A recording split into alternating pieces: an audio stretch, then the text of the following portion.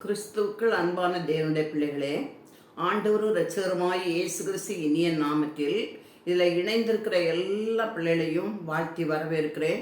பணிவான அன்பின் வணக்கத்தை கூறிக்கொள்கிறேன். அருமையான தேவனுடைய பிள்ளைகளே, இன்னைக்கு நம்ம ஆண்டோட சமூகத்தில் வாசிக்கும்படியாக தெரிந்து கொண்ட வசனம், தேவ வசனம் யாக்கோபு எழுதின நிருபத்தில் 3வது அதிகாரம் 5ஆம் வசனத்தை நம்ம தியானிக்கலான்னு பார்க்குறோம். அருமையான தேவனுடைய பிள்ளை, தெரிந்து கொள்ளப்பட்டதான வேத வசனம் யாக்கோபு நிருபம் 3ஆம் அதிகாரம் 5ஆம் வசனம். அதில் என்ன சொல்லப்பட்டிருக்கு நீங்கள் கவனிப்பீங்கன்னா, நாவானது சிறிய அவயமாக இருந்தும் பெருமையானவளை பேசும். பாருங்கள், சிறிய நெருப்பு எவ்வளவு பெரிய காட்டை கொளுத்தி விடுகிறது. அப்ப நாவை பற்றி இங்க சொல்லியிருக்கு.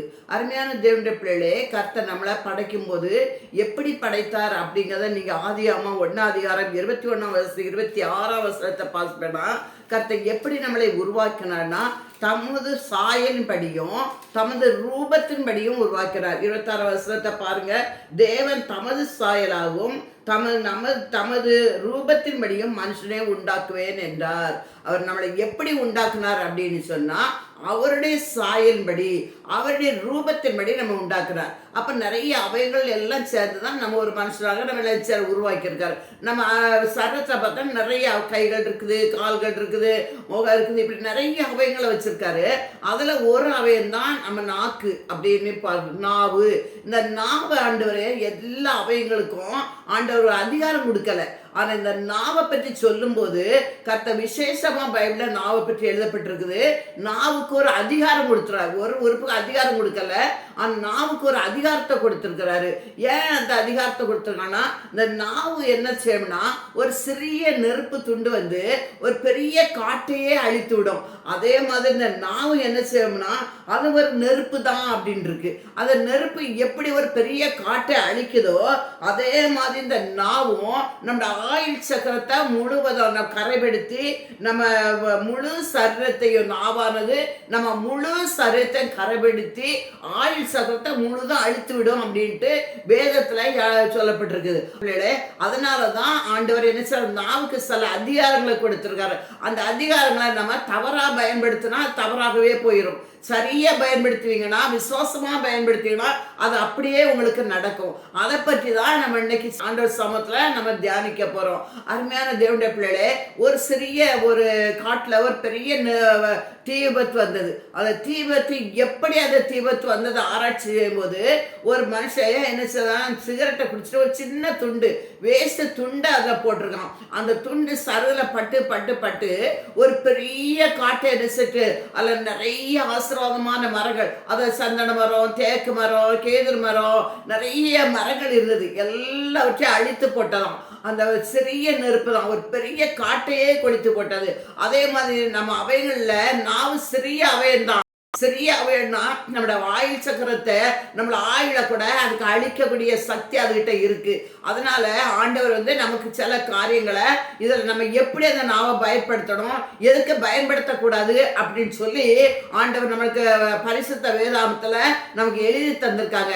அதனால அந்த நாக்கை நம்ம எப்படி பயன்படுத்தணும்னு பார்த்து அதன்படி பயன்படுத்துவோமானால் உண்மையாகவே இந்த நாவு நமக்கு ஆசீர்வதிக்கப்பட்ட தேவனுடைய பிள்ளைகளே.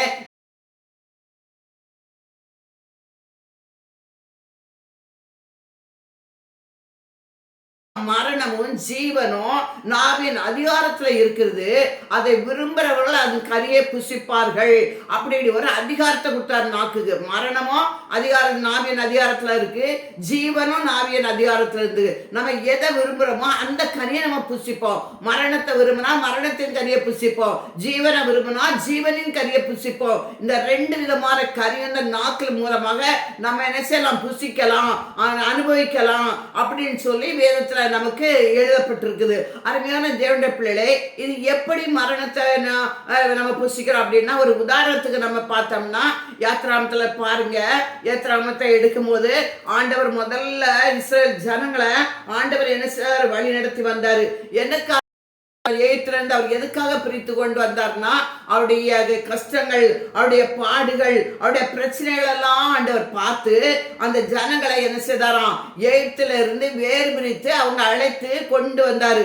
எங்க கொண்டு வந்தாருன்னு பார்க்கணும். நீங்க முதல்ல பார்க்கணும், பாலும் தேனும் ஓடுகிற கானான் தேசத்துக்கு அவங்களை என்ன செய்தாரு, அழைத்து கொண்டு வருவதற்காக மோசைக்கு தரிசனமாகிறாரு. முச்செடி மத்தியில ஆண்டவர் மோசைக்கு தரிசனமாகி, நான் என்னுடைய எகிப்தில இருந்து இஸ்ரேல் ஜனங்களை அவங்க எகிப்தின் அடிமைத்திலிருந்து விடுதலை பண்ணி பாலும் தேனும் ஓடுகிற கானான் தேசத்துக்கு அழைத்து போவதற்காக உன்னை நான் அனுப்புவேன் வாணி கூப்பிடுறாரு. அருமையான தேவனுடைய பிள்ளைகளே, அப்ப எந்த தேசத்துக்கு ஆண்டவர் அழைத்து கொண்டு போறாருன்னா, அதனுடைய 3ஆம் அதிகாரம் 8ஆம் வசனத்தை நீங்க பாப்பீங்கன்னா, எதற்காக 7ஆம் வசனத்தை பார்த்தீங்கன்னா, ஜனத்தின் உபத்திரத்தை பார்க்கவே பார்த்தா ஏத்து ஜனங்கள் அங்க ரொம்ப உபத்திரப்படுறாங்க, அவங்க ரொம்ப ஒடுக்கப்படுறாங்க.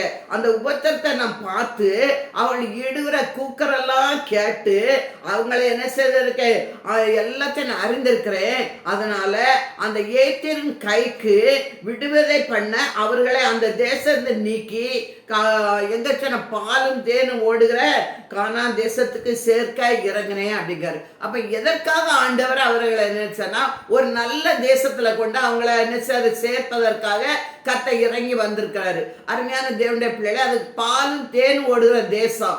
அநேக அற்புதங்களை செய்திருக்காங்க. அநேக அற்புதங்களை கத்த செய்துதான் அவங்களை அங்க இருந்து என்ன செய்துட்டு வந்திருக்காங்க, வேறு பிரித்து மோசையும் ஆரோனும் அழைத்து கொண்டு வந்துட்டு இருக்காங்க. வந்துகிட்டு இருக்க பதில 10 விதமான அடையாளங்கள் அங்க எகிப்துல கையப்பட்டது. 10 விதமான வாதைகள் எகிப்தியருக்கு மத்தியில கட்ட அனுப்பி அங்க இருந்து இந்த இஸ்ரேல் ஜனங்களை விடுதலை பண்ணி வனாந்தரத்தை வழியாக நடத்தி கொண்டு வருகிறார். அருமையான பிள்ளைகளே, இதை அறிந்த இந்த எகிப்தியர் தொடர்ந்து வராங்க. யாரை தொடர்ந்து வராங்க? இந்த இஸ்ரேல் ஜனங்களை தொடர்ந்து வராங்க. தொடர்ந்து வரும்போது இவங்க தன்னோட வாயினால விசுவாசமில்லாத வார்த்தைகளை பேசுறாங்க. 14ஆம் அதிகாரம் 11ஆம் வசனத்தை நீங்க வாசிப்பீங்கன்னா, அன்றியும் அவர்கள் மோசே நோக்கி, எகிப்திலே பிரேத பிள்ளைகள் இல்லை என்றால் வனாந்தரத்திலே சாகுபடிக்கு எங்களை கொண்டு வந்தீர். நீர் எங்களை எகிப்திலிருந்து புறப்பட்டதுனால எங்களுக்கு இப்படி செய்தது என்ன? எகிப்தில என்ன பிரேத பிள்ளை என்ன இல்லைன்னா எங்களை இந்த வனாந்தரத்துல சாகுபடி நீங்க அழைச்சிட்டு வந்திருக்கீங்க. வனாந்தரத்துல என்ன செய்யணும், நாங்க செத்து போற மாதிரி இருக்குது அப்படின்னு சொல்லி அவங்கள என்ன செய்யறாரு ஆண்டு மோசைட்ட இஸ்ரேல் ஜனங்கள் பேசுறாங்க. அங்க ஏத்துல என்ன பிரேத பிள்ளையா கிடையாது, இங்க கொண்டு எங்களை சாக கொண்டு வந்திருக்கீங்களே. ஆண்டவர் அழைத்து வந்தத மேன்மைய அவங்க மறந்துட்டாங்க. அருமையான தேவனுடைய பிள்ளைகளே, தாங்கள் வனாந்தரத்திலே சாகிறதை பார்க்கிலும் ஏத்திற்கு வேலை செய்யறது எங்களுக்கு நலமாயிருக்குமே என்று சொல்ல அடுத்த வசனத்தை சொல்லிடுறாங்க. நாங்க இந்த வனாந்தரத்துல சாகதை பார்க்கலாம், இந்த எகிப்தியர்களுக்கு நாங்க அடிமையா வேலை செய்து எங்களுக்கு நலமா இருக்கோம் அப்படின்றாங்க. ஆண்டவர் அழைக்கிறது பாலும் தேனும் ஓடுகிற அடிமைத்தனம் இல்லாத ஒரு நல்ல தேசத்துக்கு, குறைவில்லாத தேசத்துக்கு ஆண்டவர் அழைச்சிட்டு வர்றாரு. ஆனா இவங்க சொல்லும் போது நாங்க என்ன செய்ய வனாந்தரத்துல சாகுறோம், இங்க சாகுறத விட அங்க இருக்கிறது நல்லது அப்படிங்கிறாங்க. அருமையான தேவனுடைய பிள்ளைகளே, இன்னைக்கு ஆண்டவருடைய கரத்துல நம்ம சொல்லுவோம்னா நம்ம நாக்கு அப்படிப்பட்ட வார்த்தைகளை பேச சொல்லக்கூடாது. நம்மளுக்கு கூட இந்த வாழ்க்கையில ஆண்டவர் நம்ம இந்த வாழ்க்கையில் வாழ்ந்துட்டு இருக்கோம். இந்த வாழ்க்கையில ஒரு வனாந்தரமான வாழ்க்கை இருந்தாலும் ஒரு செழிப்பான தேசத்துக்கு நேராக தான் நம்ம நடத்திட்டு இருக்காரு. நம்மளும் இந்த இஸ்ரவேல் ஜனங்களோட போல நம்மளும் அநேக நேரத்துல முறுமுறுக்கிறோம். ஆண்டவரே எனக்கு தானே இந்த பாடு, ஆண்டவரே எனக்கு தானே இந்த பிரச்சனை, எனக்கு தானே இந்த வியாதி, எனக்கு தானே இப்படி நடக்குது அப்படின்னு சொல்லி நம்மளும் அநேக நேரத்துல புலம்புறவளா இருக்கிறோம். அருமையான தேவனுடைய பிள்ளைகளே, அப்படி நம்ம நாவனால நம்ம புலம்பிட்டே இருப்படா, அதைத்தான் அந்த கனியை தான் நம்ம புசிக்க வேண்டியது இருக்கும்.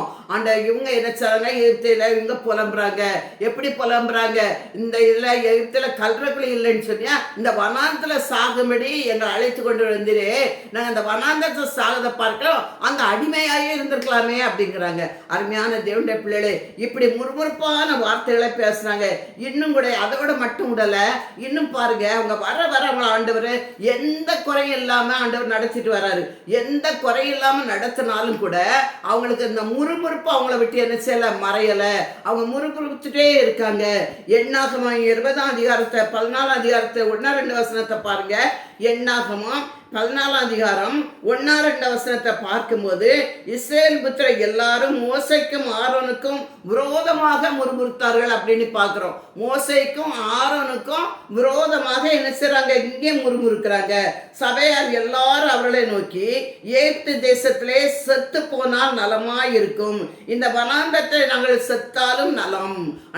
எகிப்து தேசத்திலே நாங்கள் செத்து போயிருந்தா நலமா இருக்கும், இந்த வனாந்தரத்திலே செத்தாலும் நல்லதுதான் அப்படிங்கிற அருமையான தேவனுடைய பிள்ளைகளே, ஆண்டவர் எவ்வளவு எங்களை பாலும் தேனும் ஓடுகிற கானான் தேசத்துக்கு அங்க அவங்க படுகிற உபத்திரங்களை பார்த்து ஆண்டவர் எங்களை விடுதலைப்படுவதற்காக இறங்கி வந்து இவங்களை அழைத்து கொண்டு வர்றாரு. ஆனா இவங்க வார்த்தைகளை பாருங்க, வாயின் வார்த்தைகள் எப்பொழுதும் நாங்கள் செத்து போனா நலமா இருக்கும், நாங்கள் செத்தா நலமா இருக்கும். இங்கேயும் அதே தான் முறுமுறுத்துட்டு என்ன சொல்றாங்கன்னா, எகிப்து தேசத்திலே செத்து போனா நலமா இருக்கும் அப்படிங்கிறாங்க.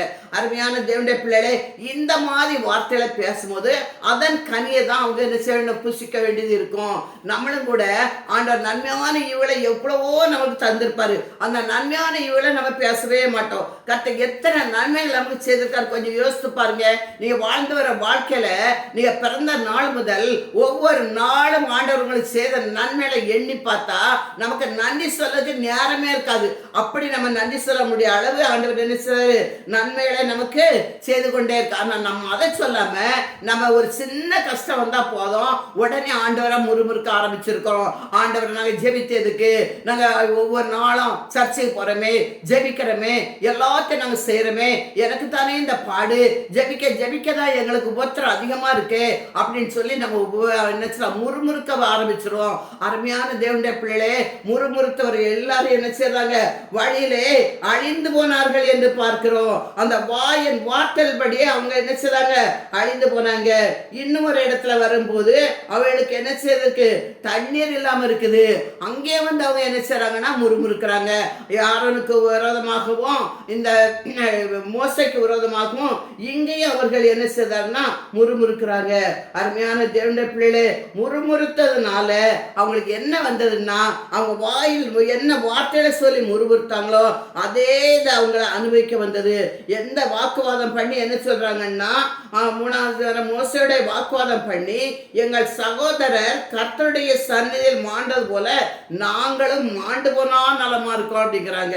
அதாவது 20:3 அங்கேயும் அப்படிதான் சொல்றாங்க. நாங்க வனாந்தரத்துல எகிப்துல செத்து பேரா நலமா இருக்கோம், இந்த வனாந்தரத்துல செத்ததோட எகிப்துல செத்துறா நலமா இருக்கும் அப்படிங்கிறாங்க.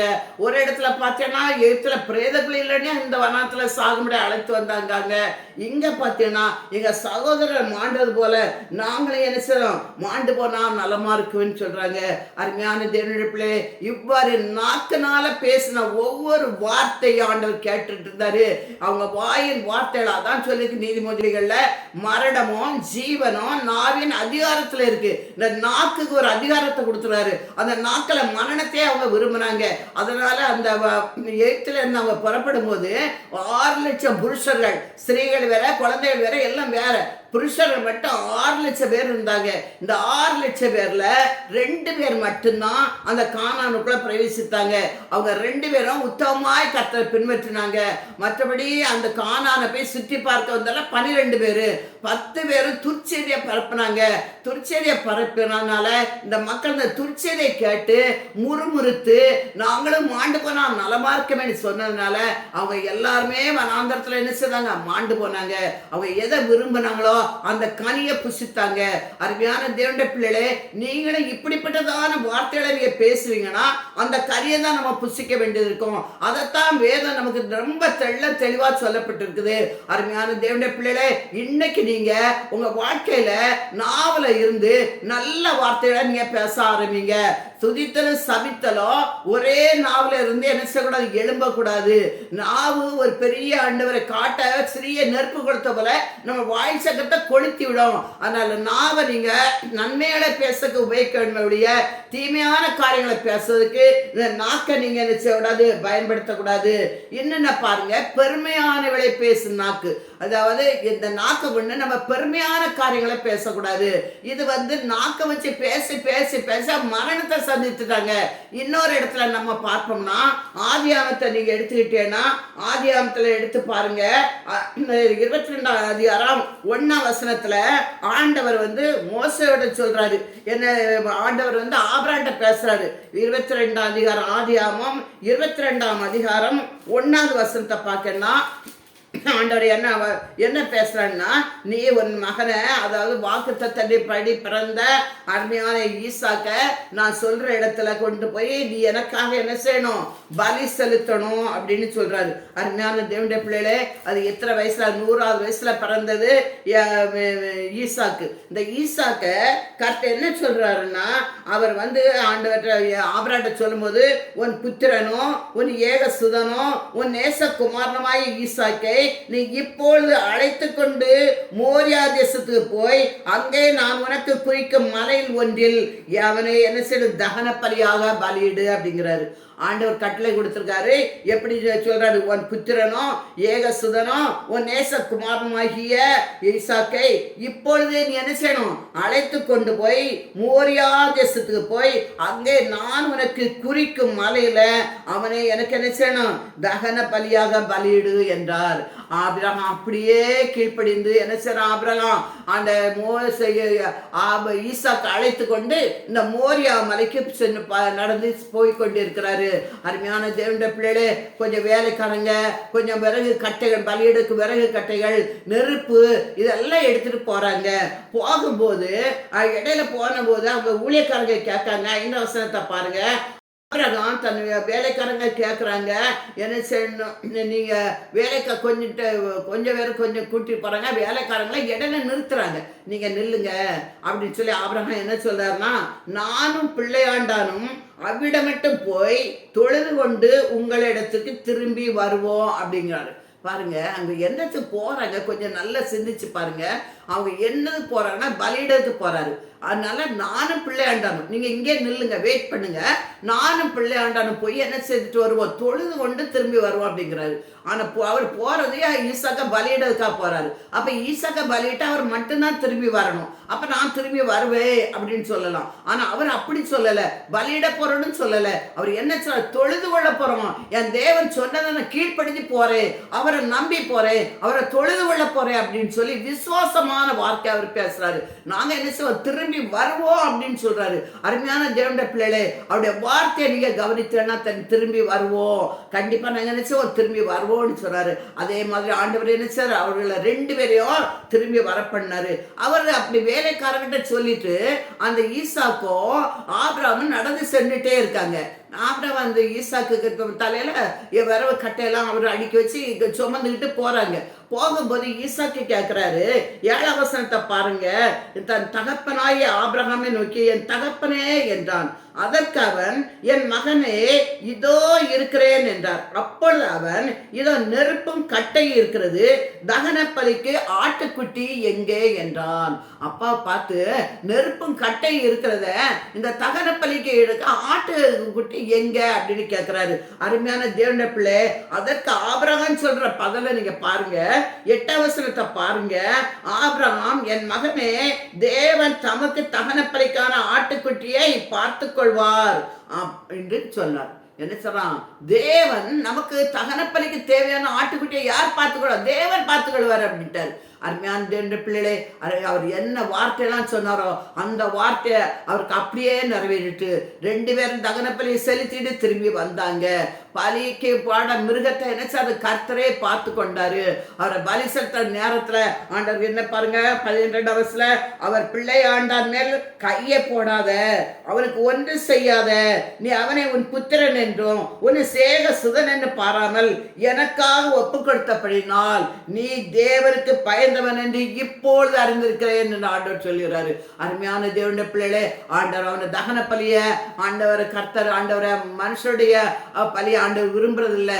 ஆனாலும் அது எதற்காக பலியிட சொன்னார்னா, இவன் கர்த்தருக்கு பயப்படுறான்னா பயப்படாம இருக்கிறான் என்பதை அறிந்து கொள்வதற்காக செய்திருக்காரு. இங்க கடைசியில வசனம் அப்பொழுது அப்படிதான் சொல்லப்படுது, நீ தேவனுக்கு பயப்படணும் என்பதை இப்பொழுது அறிந்திருக்கிறேன் அப்படின்னு சொல்றாரு. அருமையான தேவனுடைய பிள்ளைகளே, நம்முடைய வாழ்க்கையிலும் கூட சில காரியங்களை கர்த்தர் நம்ம வாழ்க்கையில இப்படி அனுமதிக்கலாம். அப்பொழுது நம்ம என்ன செய்யணும், விசுவாசமான வார்த்தைகளை, ஒரு பெரிய வியாதியா இருக்கலாம், ஒரு பெரிய பிரச்சனையா இருக்கலாம், உங்களை கடந்து வர முடியாத ஒரு காரியமா இருக்கலாம், எதுவா இருந்தாலும் இந்த ஆபிரகாம் எப்படி விசுவாசத்தோடு சொன்னாலோ கர்த்தர் பார்த்துக் கொள்வார், கர்த்தர் பார்த்துக் கொள்வார் அப்படின்னு நீங்க சொல்லும் போது உங்களுடைய எந்த பெரிய காரியமா இருந்தாலும் சரி உண்மையாகவே கர்த்தர் அதை பார்த்துக் கொள்வார். அதை நீங்க விசுவாசிங்க, நாக்கினால் அறிக்கைப்படுங்க, அதன் கரியை நீங்க புசிங்க.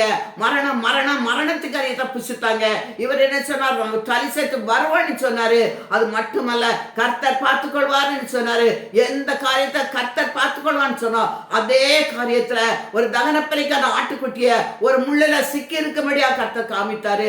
அந்த ஆட்டுக்குட்டியை எடுத்து தகனப்பலி செலுத்தி 2 பேரும் சந்தோஷமாக கடந்து வந்தாங்க.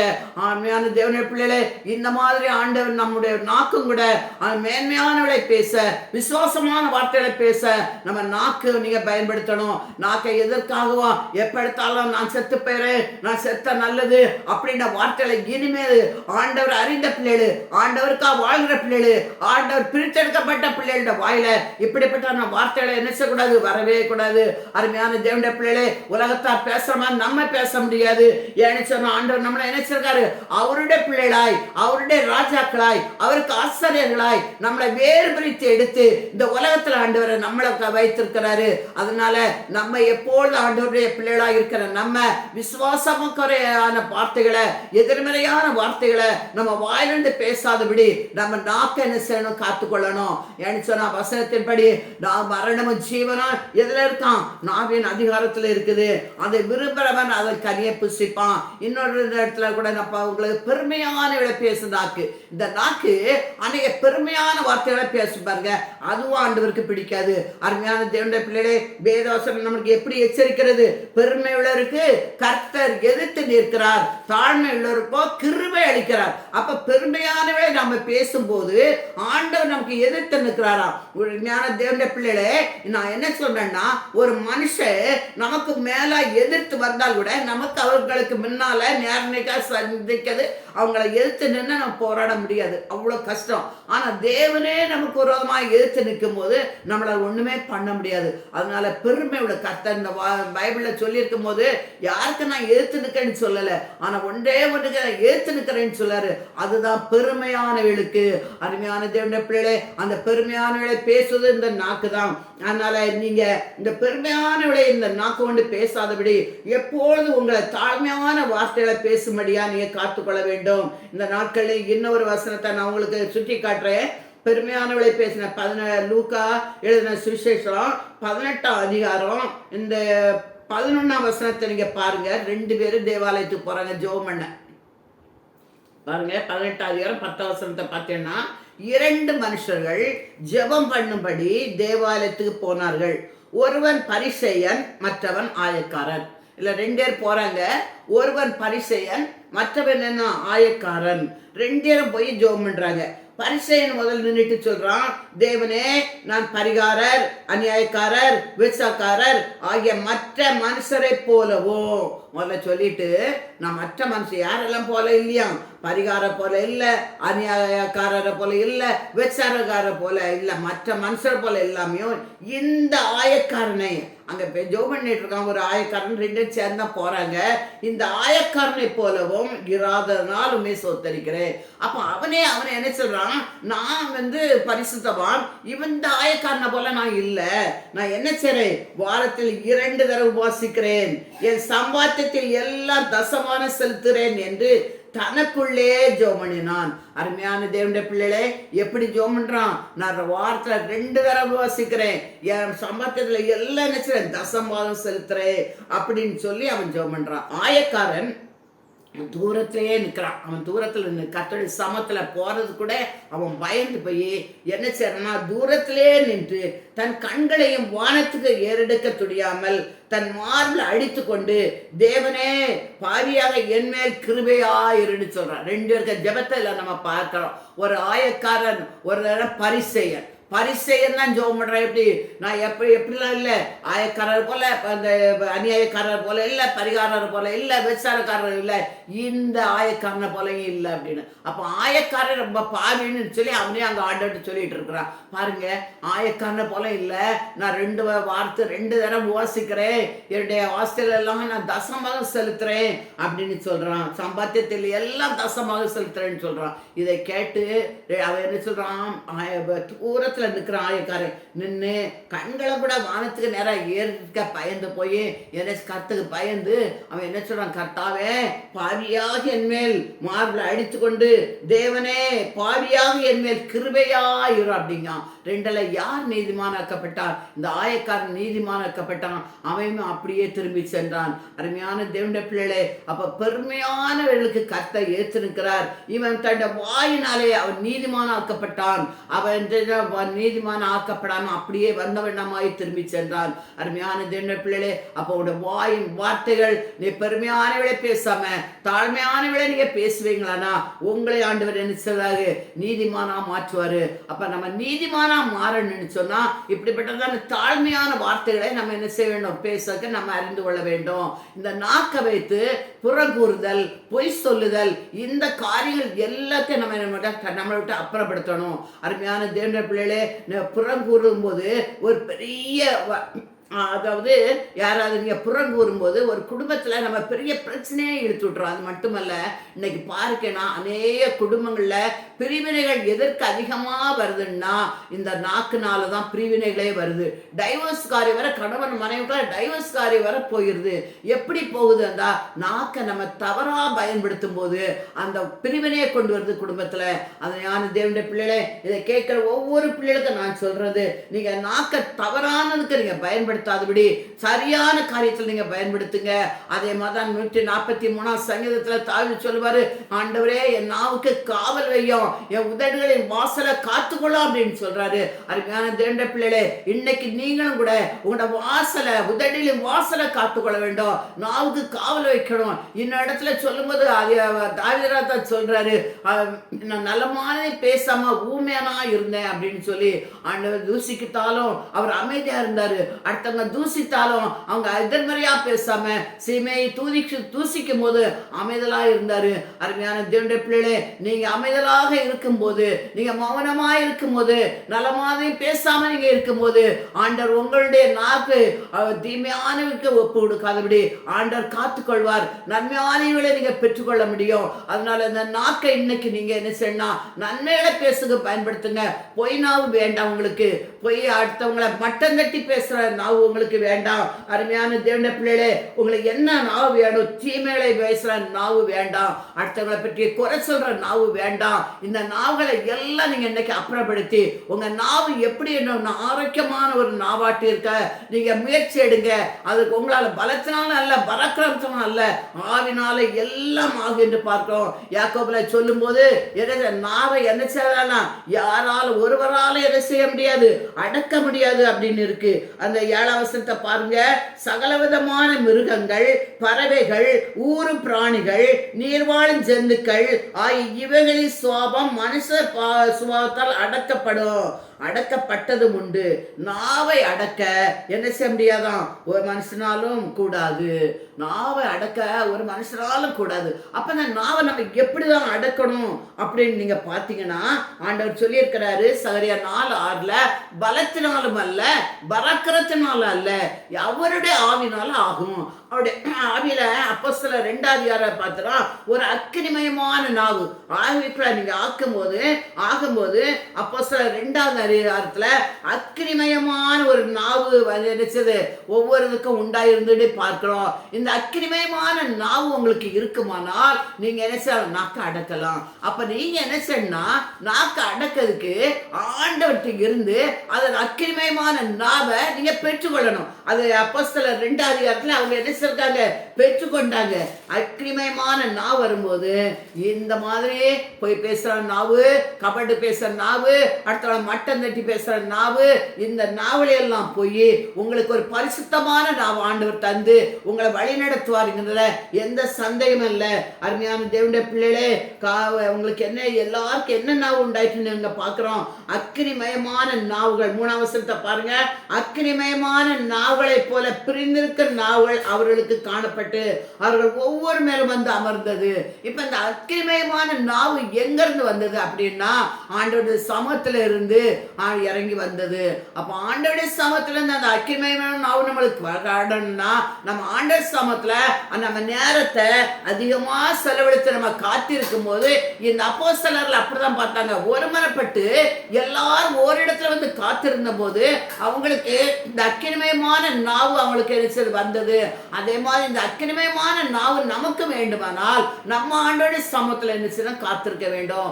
காத்திருக்கும் போது கர்த்தர் இந்த நாக்கை தந்து அடக்க முடியாத நாக்க ஆவியானரால அவருடைய கிருபையினால அவருடைய அபிஷேகத்தினால அந்த நல்ல பரிசுத்தமான நாக்கை தருவாரு. அருமையான தேவனுடைய பிள்ளை, இன்னொரு வசனத்தை நீங்க பார்ப்பீங்கன்னா நீதிமொழிகள் 15:4 வாசத்தை பாருங்க. ஆரோக்கியமான ஒரு நாவு அப்படின்னு இருக்கு. ஆரோக்கியமான நாவு அப்படின்னு சொன்னா இந்த அடுத்தவங்க காயத்தெல்லாம் கட்டக்கூடிய நாவை தான் நம்ம காயம் கட்டுற நாவு. யாராவது கஷ்டப்படுற ஆறுதல் படுத்துற நாவு, ஆறுதலை சொல்ற நாவு, அடுத்தவங்களை பற்றி அவங்க ஏதாவது ஒரு பிரச்சனை இருப்பாங்க, அந்த பிரச்சனைக்கு அவங்களுக்கு நல்ல வசனங்களை சொல்லி ஆண்டவர்களை நடத்துற ஒரு நாவு, அதுதான் ஆரோக்கியமான நாவு. இந்த ஆரோக்கியமான நாவு தான் ஒவ்வொரு கிறிஸ்தவ பிள்ளைகளுக்கும் வேணும். இன்னைக்கு உங்க நாவை நீங்க பரிசோதித்து பாருங்க. எனக்கு எப்படிப்பட்ட நாக்கு இருக்குது?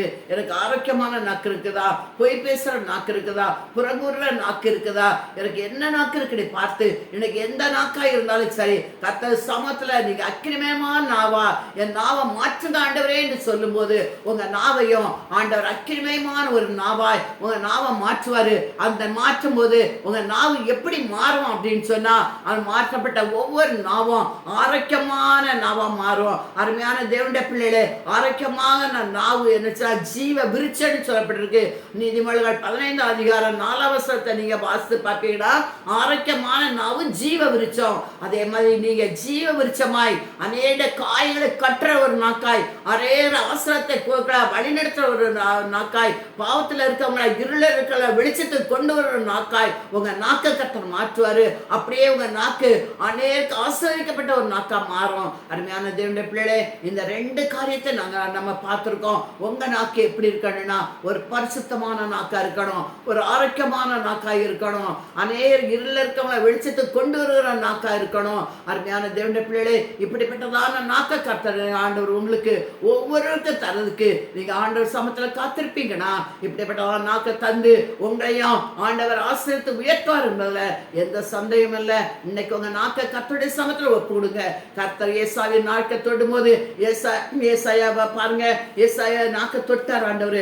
தொட்டும் போது அதுக்கு முன்னால் ஆண்டவர் சொன்னா நான் அசுத்த உதடு உள்ள மனுஷன் அப்படின்னு சொன்னா உங்க அசுத்த உதடுகள் அருவருப்புகள் எல்லாரையும் ஆண்டோடைய நாக்கு பலிபீடத்திலிருந்து ஒரு தழலை கொண்டு வந்து ஏசா நாய்க்கு தொட்ட உடனே அவர் சொன்னா என் விஷயமா என் ஊழியத்துக்கு யார் போவார்னு கேட்ட உடனே அவன் சொன்னான். அதுக்கு பின்ன யாருமே சொல்லல. அருமையான தேவனுடைய பிள்ளைகளே, அது பலிபீடத்திலிருந்து ஒரு தழலை கொண்டு வந்து தொட்ட உடனே நான் போறேன், உன் காரியமா நான் போறேன்னு சொல்லி ஏசாயா சொன்னான். நான் அசுத்த உதடு உள்ளவன், அசுத்த உதடு உள்ளவர் மத்தில வாசம் பண்ணுகிறேன் என்று அறிக்கையிட்டான்.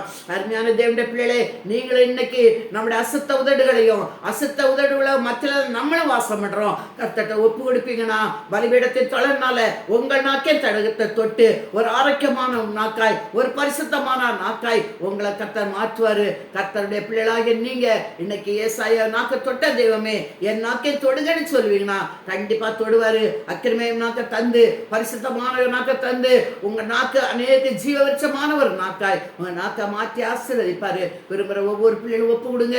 கர்த்தர்ட்ட கேளுங்க, ஆண்டவரே என்னுடைய நாக்கும் ஒரு ஜீவவருஷமா மாற்றுங்க என்று சொல்லும் போது கர்த்தர் ஜீவவருஷமாக ஆரோக்கியமான நாக்கை மாற்றி தருவாரு. கர்த்தர் தாமே இந்த வார்த்தைகளை ஆசீர்வதிப்பாராக. ஆமென். தலையை சாட்சி ஜெபிப்போம். ஆண்டவரே நம்ம துதிக்கிற ஆண்டவரே, அப்பா உமக்கு ஸ்தோத்திரம் ஸ்தோத்திரம் ஸ்தோத்திரப்பா. துதிகள் மத்தியில வாசமா இருக்கு நல்ல தகப்பனே. இந்த அருமையான ஆண்டவரே துதிக்கிற ஆண்டவரே அல்லேலூயாப்பா. ஆண்டவரே இந்த வேளையில கர்த்தருடைய கரம் ஆண்டவரே அப்பா துதிக்கிறப்பா இடைந்திருக்க ஒவ்வொரு பிள்ளைகள் மேலே வந்து வர அமரட்டப்பா. ஆண்டவரே ஏசாய நாவை தொட்ட தேவா இந்த பிள்ளையோட நாக்கனை தொடும்படியா செபிக்கிறேனப்பா. ஒவ்வொருடைய நாக்க தொடுங்க ஆண்டவரே ஏசப்பா. ஆண்டவரே துதிக்கிறப்பா. நாங்கள் ஒரு அசுத்த உதடுகளப்பா, அசுத்த உதடுகளர் மத்தியில் நாங்கள் வாசம் வேண்டுறோம். பலிபீடத்தை தொலைனால ஏசாவி நாட்டை தொட்ட தேவம் எங்கள் ஒவ்வொருவரையும் தொட்டு எங்க நாக்கு ஒரு பரிசுத்தமான நாக்காய், ஒரு ஆரோக்கியமான நாக்காய், ஒரு ஜீவ விருட்சமான நாக்காய் என் நாக்கை நீங்க மாற்றி ஆசீர்வதிக்கணுமா செபிக்கிறேப்பா. ஆண்டவரே துதிக்கிறப்பா. இதுவரையே நாங்கள் ஆண்டவரை கோபத்தினாவு பொய்யினாவு எல்லாத்தையும் மாற்றி தரும்படியா செபிக்கிறேனப்பா. இந்த வசனத்தை கேட்டதுல இருந்து ஆண்டவரே நாங்கள் உமக்கு எங்களையே எங்களுடைய ஆண்டவரை நாக்க கருத்துல போடுகிறோம். பொறுப்படுங்கப்பா. ஆரோக்கியமான நாக்கா மாற்றுங்கப்பா, பரிசுத்தமான நாக்கா மாற்றுங்கப்பா. ஆவியானவர் அப்படியே மாற்றுறதுக்கா நன்றி நன்றி நன்றி. இயேசுவின் ஜெபங்களுங்க நல்ல பிதாவே, ஆமேன்.